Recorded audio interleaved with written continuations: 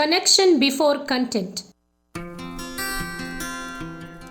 Hello, teachers. Welcome back to the podcast. Bringing socio emotional learning into the Indian high school classroom. As Indian high school teachers, our reality is defined by extreme pressure.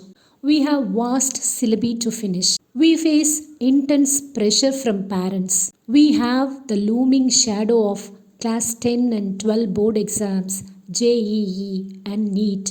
In this environment, it is easy to feel that we only have time for rote learning and syllabus completion. Let us look closely at our classrooms. Think about the student who stays completely silent in the back row during a difficult physics class, terrified of asking a question. Think about the student who gets visibly anxious and tears up when they score 15 out of 20 instead of a perfect score on a unit test. Our teenagers are dealing with immense academic stress, parental expectations, and peer comparison. Today, we are talking about socio-emotional learning.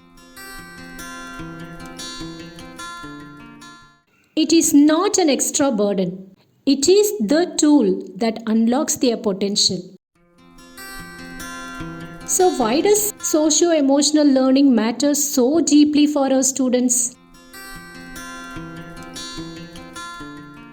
In India, mental health and emotional well-being are often brushed aside under the label of academic discipline. We expect students to sit quietly, absorb information, and produce top ranks. But science tells us that the teenage brain cannot process complex information when it is in a state of high anxiety.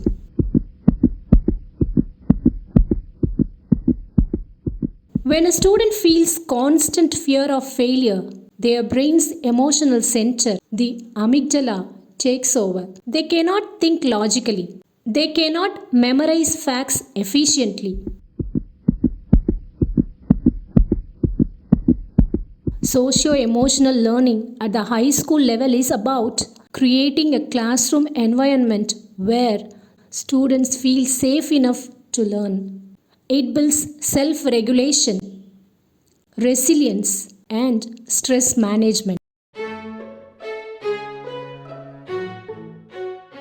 When we invest just a few minutes into their emotional well-being, their concentration improves, their exam anxiety drops, and their academic performance actually rises. We do not need to change our timetable or sacrifice syllabus time to practice socio-emotional learning. Here are 3 culturally relevant strategies you can start using tomorrow.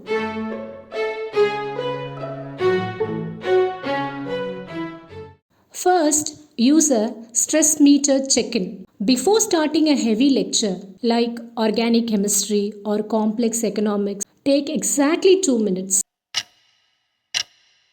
Ask your students to give a silent hand signal under their desk or on their laps. 1 finger means I am completely overwhelmed by exam stress today. 3 fingers means I am okay. 5 means I am focused. This quick private check-in tells your students that you see them as human beings, not just roll numbers. It helps you identify who needs a reassuring word after class.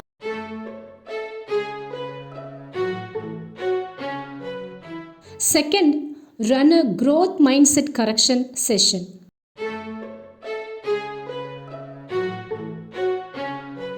When you distribute corrected answer sheets after a pre-board or terminal exam, the classroom atmosphere is usually heavy with dread and shame.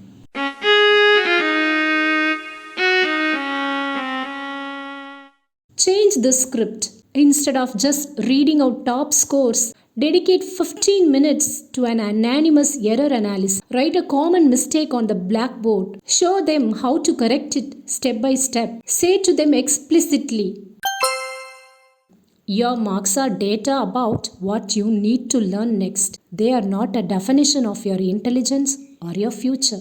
This actively reduces toxic perfectionism.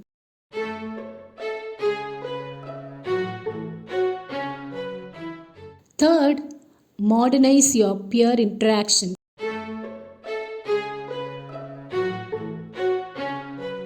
During group work or lab practicals, friction often arises because students are overly competitive. Before a group project begins, give them 5 minutes to assign specific roles: a researcher, a writer, and a timekeeper. Explicitly teach them how to give constructive feedback. Instead of letting them say, your answer is wrong, teach them to say, I think we need to double check this formula because of this reason. This builds empathy and collaborative skills that coaching centers completely ignore.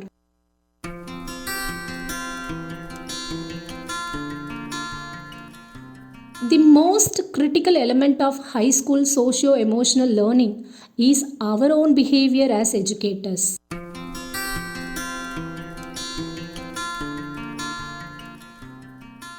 Our students have an excellent radar of hypocrisy.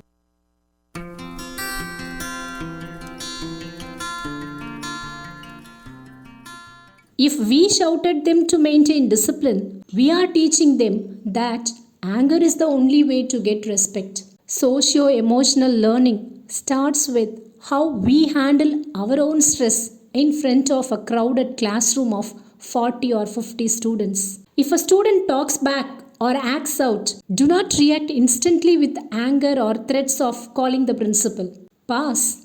Take a visible, deep breath. Say calmly, I do not like how you are speaking to me right now. Let us talk about this at the end of the period.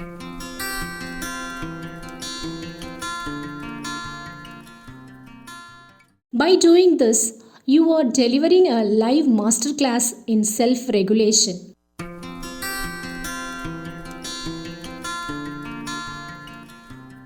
Apologize openly if you make a mistake on the blackboard or misread a student's response. Show them that adults are human, imperfect, and capable of growth.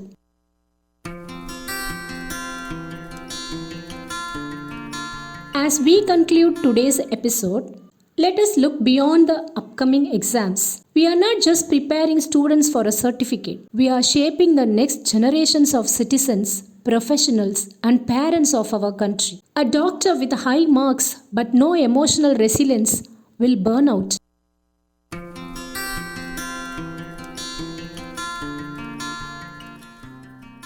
Pick just one small strategy to try this week. Use the stress meter check-in or reframe an exam failure as a learning step.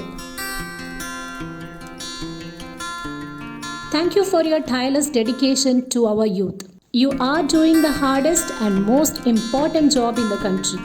Until next time, take care of yourself and take care of your students.